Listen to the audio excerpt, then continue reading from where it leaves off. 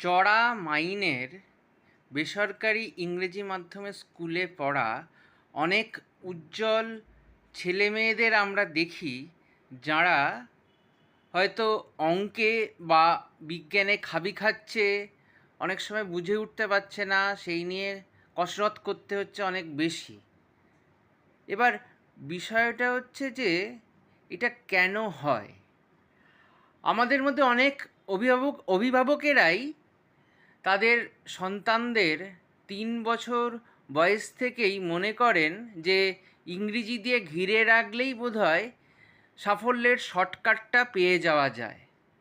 কিন্তু বিজ্ঞান, বিশেষ করে কগনিটিভ সায়েন্স বলছে এতে হিতে বিপরীতটাই হয়।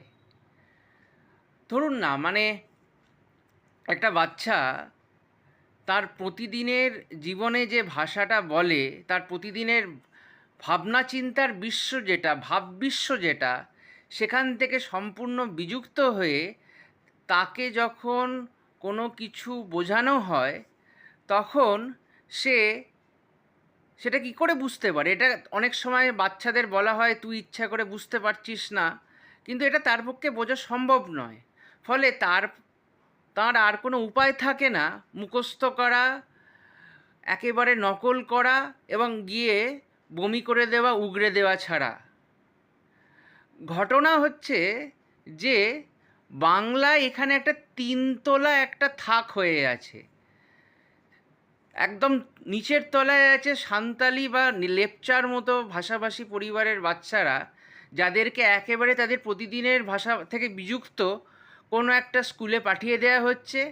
আর দ্বিতীয় তলায় হচ্ছে আপনার বাংলা ভাষাভাষী পরিবারেরা, যাদের টাকা পয়সার ব্যাপারটা একটু সমস্যা থাকায় সন্তানকে সরকারি স্কুলে পাঠাচ্ছে। এবং তৃতীয় তলায় আছে বেসরকারি স্কুলে পড়া বাচ্চারা, যারা অনেক সময় হয়তো অজান্তে যে বাচ্চারা সরকারি স্কুলে পড়ে তাদের দিকে নাক কুচকে তাকায়, চোখ কুচকে তাকায়।